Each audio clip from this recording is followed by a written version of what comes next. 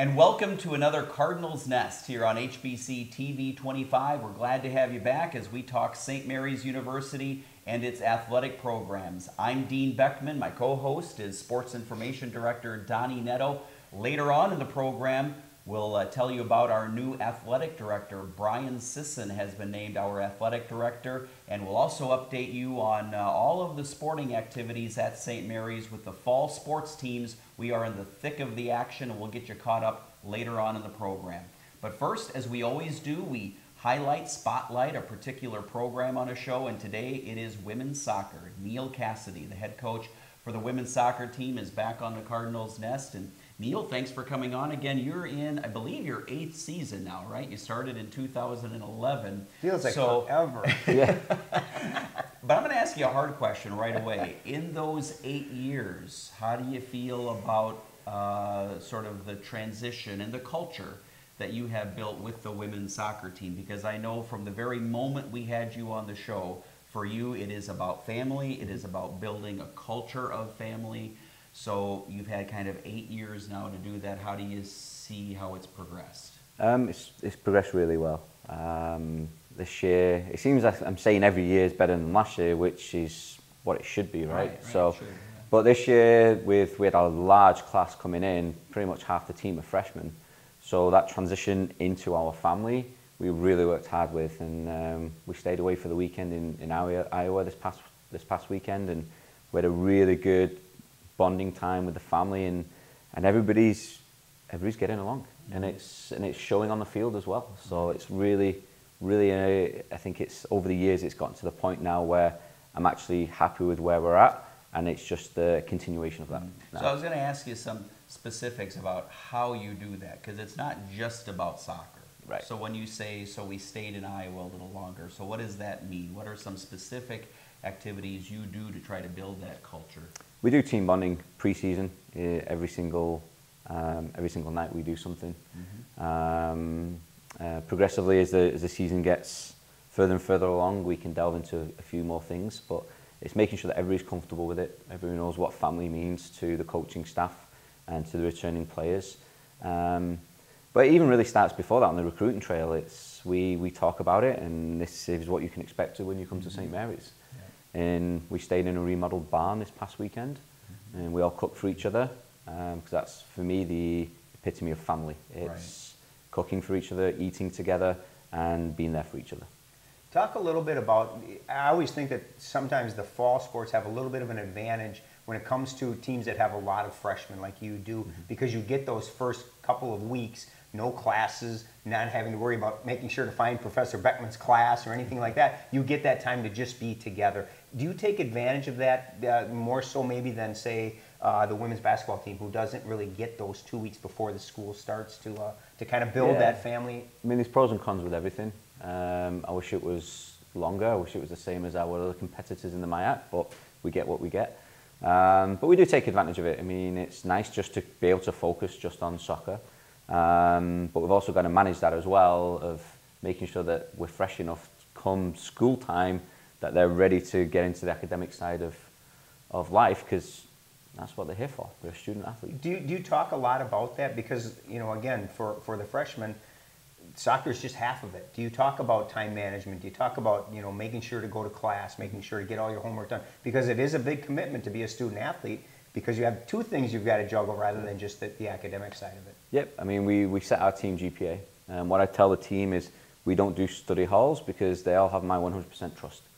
If we fall below a 3.2 team average, we do study halls. We've done that one semester since I've been here. Our last GPA, team average GPA, was just under 3.5, which I think is pretty good and speaks for how seriously the team takes their academics. Is that part of your recruiting philosophy too, as well as making sure that you are recruiting people who are not only talented on the field but also in the classroom? Yeah. I mean, we first see them on the field, and then we talk about them with their academics as well, for sure. I know you're probably chomping at the bit to talk about the 4-1 start, but before we do that, I do want to keep talking about this class, because you look at your roster and you've got players from all over, California, Texas, Colorado, St. Paul. Talk a little bit about your recruiting philosophy and how you find the individuals that you find to make up your Cardinal team? Yeah, so we go to showcases further west. We've got a good niche in some markets there that we first opened up when I first arrived, and it's been really positive, because once you get one person, then you can relay stories and information, and it becomes a little bit easier selling St. Mary's per se. But we're geographically diverse. We talk about the family aspect, that you are away from home. Whether you're 45 minutes away, whether you're a 4-hour flight away, you're going to get homesick. We're your family. We're here for you. So that's kind of what we talk about on the recruiting trail. I'm just curious, because I know as a professor at St. Mary's, I see differences with all of the generations as far as what they are more anxious about, some things than others. How about from the coaching standpoint? In your 8 years, have some things like homesickness become more or less prevalent, or what do you think? What are some things that you've sort of noticed? I think we've just, and this is probably my fault, we've just actually addressed it. We have in the past with 1 or 2 players, but when players first come in, we address it, because sure, they are away from home, and again, whether you're 45 minutes or 4 hours, there's going to be some transition. And it's my job and the coaching staff job to make that transition as smooth as it can be and make sure that they have a successful time at St. Mary's. You know, I know one of your philosophies is not to talk about players on your team, but I want you to talk about one that's not on your team anymore. Emily Loof was named our Outstanding Scholar Athlete, 3rd time in a row that she earned that award this past weekend at the M Club golf outing. What does that mean to you as a coach, you know, to have somebody who, you talk about academics being important, and she earns that honor, which is, you know, one of the most prestigious honors we give out at our M Club Awards ceremony. That's a pretty high praise for a women's soccer player. Yeah, 3 times in a row. It's that was actually, I said 3-peat when I texted her when I found out. As soon as it was announced, we were texting each other, and I know she was humbled and honoured, and she works hard. I mean, she's a hard worker, and she's a phenomenal person. So I wasn't surprised. But she definitely deserves it. All right, let's talk about this season. Start out 4-1, great start. And, you know, I always find the silver linings, even in the one loss. As we talked after that game, you didn't play poorly. You played by far your best opponent in terms of, they were number 22 in the country in Loris. And talk a little bit about the start, 4-1, about where you would like to be right now at 5 games in. Yeah, I mean, we purposely made the start of our schedule a little bit tougher than last year to get us ready for our MIAC conference, because to me we're still in pre-season. The season starts Saturday. So all the things we've done, we've tested, looked at our formation, and learnt. We've learnt a lot. So it's been a good start. I look at it in terms of the learning, how we've learned, and the results have shown what a good group we have and how quickly they take a hold of things. Talk a little bit about the upperclassmen, and you can talk about them in a group, because I know you don't want to be individually. But, you know, again, you have so many freshmen on your team, and it's got to be important for those upperclassmen to really kind of be the leaders on the field and off. But, you know, when you're starting, half of your lineup is freshmen or sophomores, those upperclassmen really need to kind of lead on the field as well. Yeah, it starts off the field. We met with the classes this weekend, and the first thing I said to the seniors was thank you. Thank you for making everybody feel so welcome. And the success that we are going to have is because of you and the way you've welcomed the freshmen and how it all fits together. So they've done a phenomenal job, and then I said the exact same to the juniors. Sophomores, they're still in between. You know, I'm curious too, as the head coach, with a handful of seniors and so many freshmen coming in this year, from a formation strategy standpoint, how difficult was it for you to kind of, during the preseason practices, before you even got into a game, figure out what you wanted to do, and how have you adjusted in the first 5 games here? Yeah, we do the same every year. We don't fit players into a system, we fit the system around the players. So the coaching staff, we sit down, we play 11v11. The very first thing to do is play 11v11. We start to get an idea, and we started with one system, played a couple of scrimmages, and something didn't quite click for me. So we sat down, put everybody on the board, looked at it, and said, okay, what fits? And the formation we have, which I'm not going to tell you, is, I think, a pretty good fit, and people are feeling really comfortable with it. Good. You know, I think one of the most interesting things for me is this team seems to be able to handle adversity. And I'm not going to say adversity in a terrible way, but last 3 games that you've played, the other team has scored first. Stout scored first, Laura scored first, and Co scored first. 2 of those games, you guys bounced right back, scored quickly to even it, and then took the lead. Can you talk a little bit about that? Because that says a lot about a team, in that, you know, in a game of soccer, when 1 goal could be all that happens in the whole game, to be able to bounce back like that is kind of a good sign for a solid team. Yeah, I think we set the stage last year. I mean, having a third of our games go to overtime, we took a good step there. This year, it's belief. We believe. That's been a really big factor for us. Believe you're individually good enough. Believe you're good enough as a team, and we will achieve something. So belief, for me, is huge. Neil, one more question, and that is a lot of changes in the athletic department this year, right? We have a new athletic director, who Donnie and I will talk about in a little bit. We also have a new women's basketball coach, men's basketball coach. You are one of the senior coaches now, right? Yeah. Being in your 8th year, has that sunk in, and what does that mean within an athletic department? I just hope I can help anybody that's coming into the department kind of find their feet a little bit quicker and recruit. Like, I was speaking to David, the women's basketball coach, yesterday, and there's a couple of players that may want to come and play both sports. So I just reached out to him and said, how can I help you? And he's like, great, let me know, and if I do the same. So kind of get that working relationship quickly off the blocks is pretty important, and just hopefully make them feel welcome. And then what would you tell these new coaches and athletic director about dealing with Donnie? I was just about to bring that up. No, Donnie's awesome. I do have one more question, Okay. and I don't mind running over because we run the show, right? Right. I want you to talk a little bit about this past summer, because it wasn't one of just recruiting for you. You actually continued coaching in the summer. Talk a little bit about what you did this summer. Yeah, I coached a semi-pro men's team called Med City FC. It's a 2nd-year team.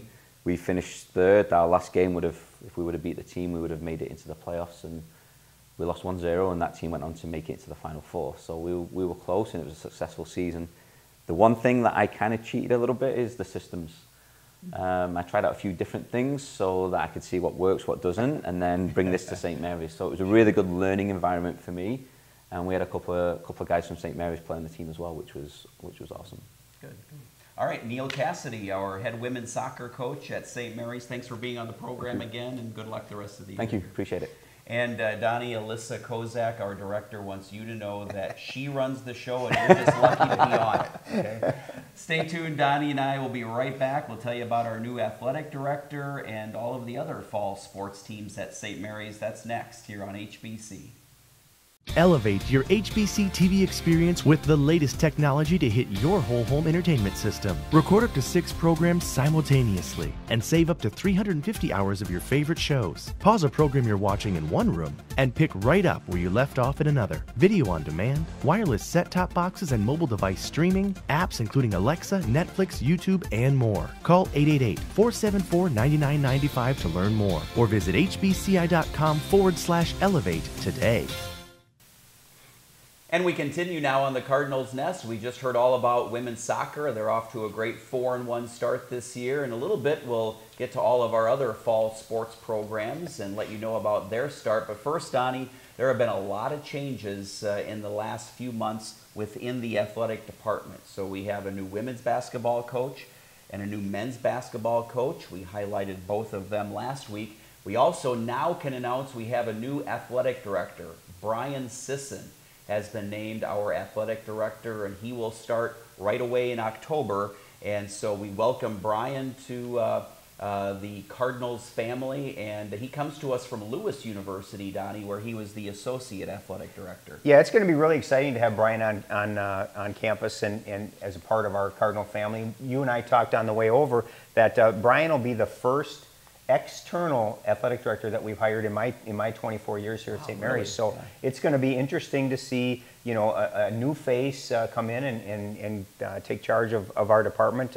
you certainly have to give kudos to Nick Winicky, who has filled in now as the interim athletic director through 2 hires of both the men's and women's basketball programs. So Nick did a phenomenal job, and Jen Miller as associate athletic director. Those 2 did a great job of really filling in while we had that vacancy. And now we'll get Brian on board, and I'm sure he's going to be ready to hit the ground running and bring us to bigger and better things. And of course, we told you he comes to us from Lewis University, which is in the Chicago area. He also has some experience as an assistant athletic director for advancement at Benedictine University. So he definitely comes with a lot of both internal and external experience, which will definitely be good for our athletic department, because that's kind of the direction things are going in the role of an athletic director. Yeah, I just hope he brings one of those apps for his phone, the decoders, because when he talks to Coach Cassidy, I hope he can understand what he says, because I'm not sure I understood anything he said today. So, Brian, if you just watch our interview with him a few times, you'll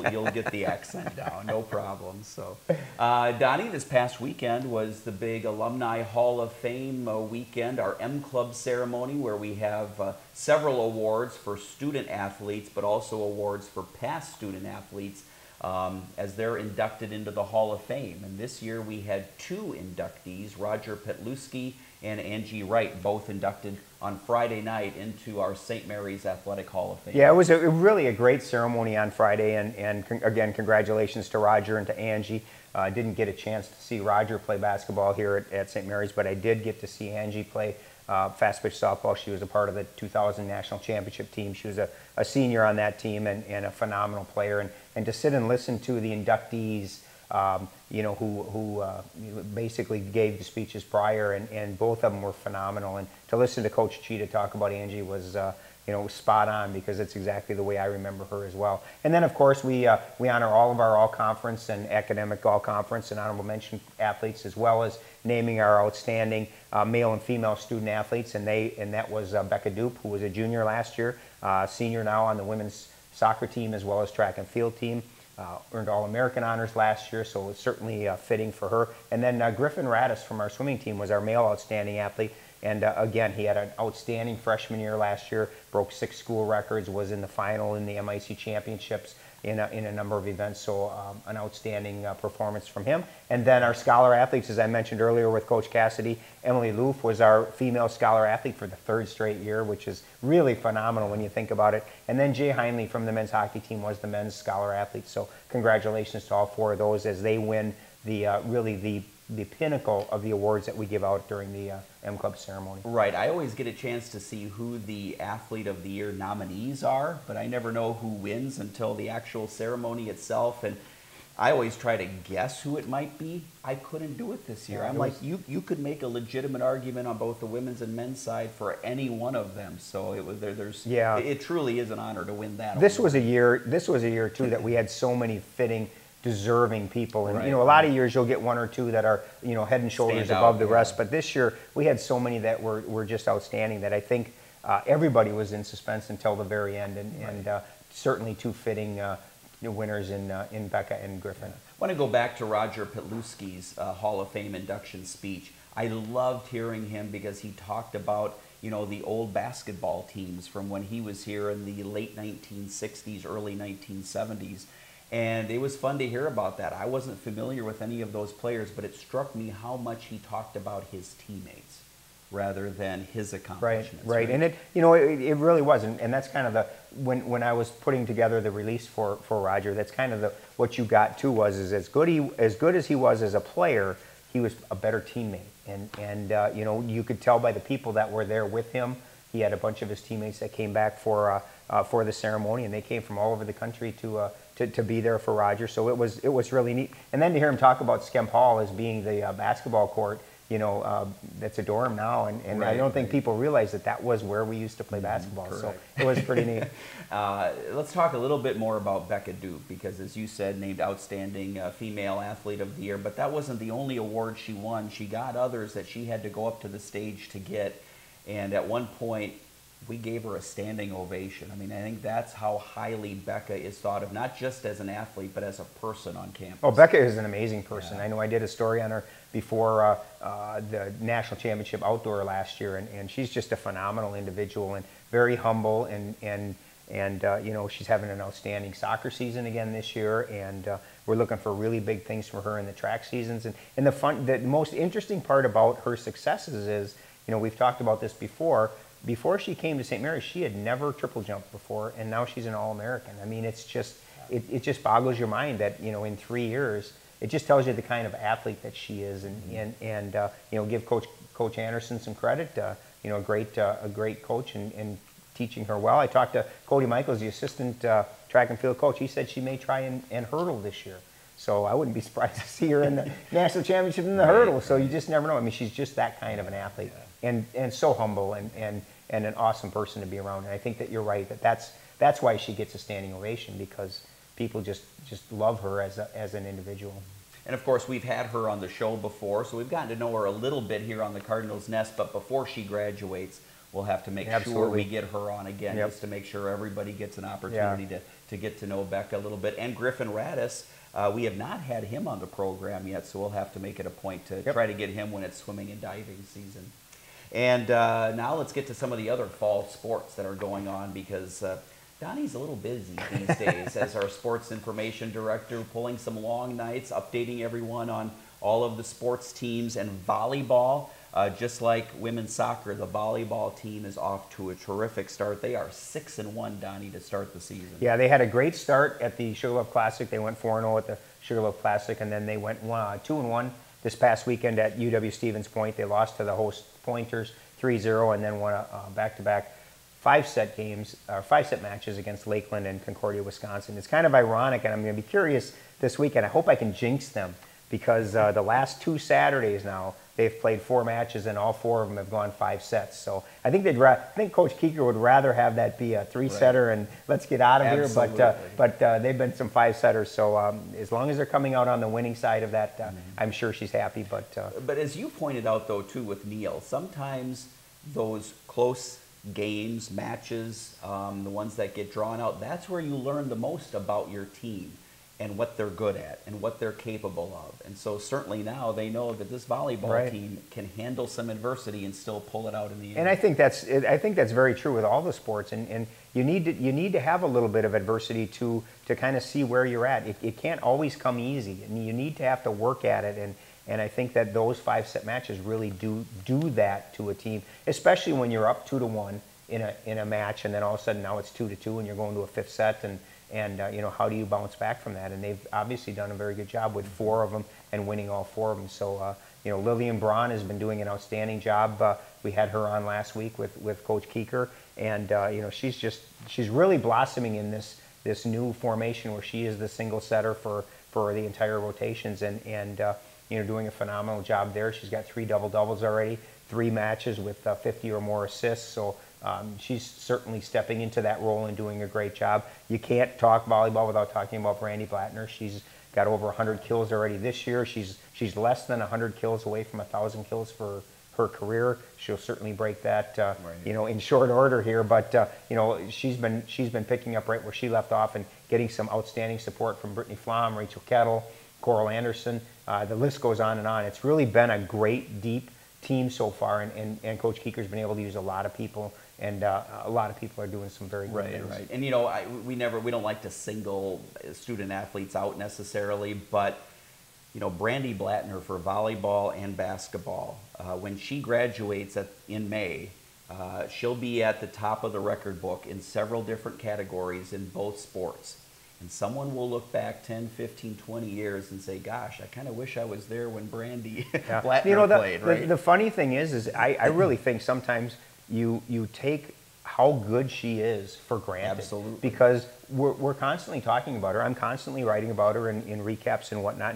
And you know, just like Becca, she's such a humble person. You wouldn't, you know, she's not one of those that's going to walk around and make everybody bow to her as she walks by. She's an amazing person, but I do think that you kind of take how good she is for granted, and not just good in volleyball, but good in volleyball and basketball. And I think that's the thing that, you know, you've got a person here who's been an All-American in both sports, and that's just amazing, and you know, certainly puts her in a you know, a category all by herself. And I think you're right. I think that as the years go by and people look back and they say, You know, you look at you know, the career kills leaders and the career scoring leaders in basketball, and Brandi's name's in both of those. That's quite an accomplishment. Right, absolutely. Let's talk men's soccer. They're trying to match the women's soccer team as far as record goes. Women's soccer 4-1. The men's soccer team, Donnie, is just as hot right now. They're off to a 3-1 start. Yeah, playing very well. You know, the only loss, they had a little blip against Central Iowa where they lost 3-0 last Saturday, but playing very well. Opened the season with 3 straight wins. Kind of like the women's team, they've got a good mix of freshmen and upperclassmen. Eli Szymanski is a treat to watch, a freshman from La Crosse, and shares the team lead in goals with Josh Balsiger. But again, you know, Coach Bowers has got a good group of a good mix of players, and right now they're doing some really good things. They've got an extremely tough conference opener on Wednesday. They open up the year against St. Thomas, two-time conference champion and ranked 6th in the country. So they're going to get tested right out of the blocks in terms of MIAC games. But I really like the way this team is set up. I like what Coach Corbin is doing, and I think that this is going to be a very successful year for them. I think they're going to do some really good things. He's got, you know, solid goalkeeping, and he's got good play up and down the field. Some great senior leadership, and I'm looking for big things from them this year. Tell us a little bit about the golfers, women's golf, men's golf, participating now in tournaments every weekend. How are they doing? They're doing well. You know, the men, I give a lot of credit to the men. They're you know, we keep talking about depth, and I know that Coach Rangard really on the men's side has a lot of depth this year. And Kyle Brote competed in his first 2 rounds this past weekend and led the team. He had a 72 and then a 77, or 73 and a 77 for a 150. He finished 9th overall at the tournament over in Carthage. And you know, Tyler Abu, right? Is that his name? Yep. Joe. Sorry, Joe. I talked to you in class yesterday. Sorry about that. But he started out like a house of fire. His second round, he had a 71, which is 1 under par. So Coach Rangard's got a lot of players who can put up scores in the 70s. And right now, for realists, that's where we need to be. We need to get 4 players putting 2 scorers a weekend in the 70s. And right now, he's getting closer and closer to that. He's got all 6, 7, his 6, 7, you go 6, 7 down. He's got players that can do that. And I think that they just need to get that consistency. And once they do that, I think they're going to really turn some heads. By the time we get to the conference championships, I think they'll be in really good shape. On the women's side, a lot of rookies. You've got just Michaela Heckendorf is one of the top returners, along with Annika Blessner. But then, you know, your top 3, Jessica Messino, Annie Larson, and Megan Larson, are all freshmen and doing very well. I know Jessica has just had an outstanding start. She's put together, you know, 3 of the 5 rounds in the 80s, which is really important to get some scores that are starting to get closer to the 70s, which is really where you want to be. And they're getting some good experience against the other teams in the conference. A lot of the schools that we'll see at the MIC championships are still competing in the same tournaments that we are, and so they're getting to see the Carleton players who are shooting, you know, 72, right, 73, right. The Davis players who are in the low 70s. So they're kind of getting a feel for what it takes to be a good collegiate golfer. And you know, I think it's going to be a lot of a learning experience this year, and hopefully as the year rolls on and we get ready for the MIC championships, they'll continue to see their scores drop, and then maybe next year, you know, it can continue to grow like that. Donnie, just like 5 seconds left. Cross country, do they finally see some competition now? Well, the forecast says that it's going to be sunny and nice on Saturday in Augsburg. They did get rained out for their first meet 2 weeks ago, so this weekend will be the conference opener, or the season opener for the Cardinals. All right, that's going to do it for the Cardinals Nest. Thanks so much for watching here on HBC TV 25.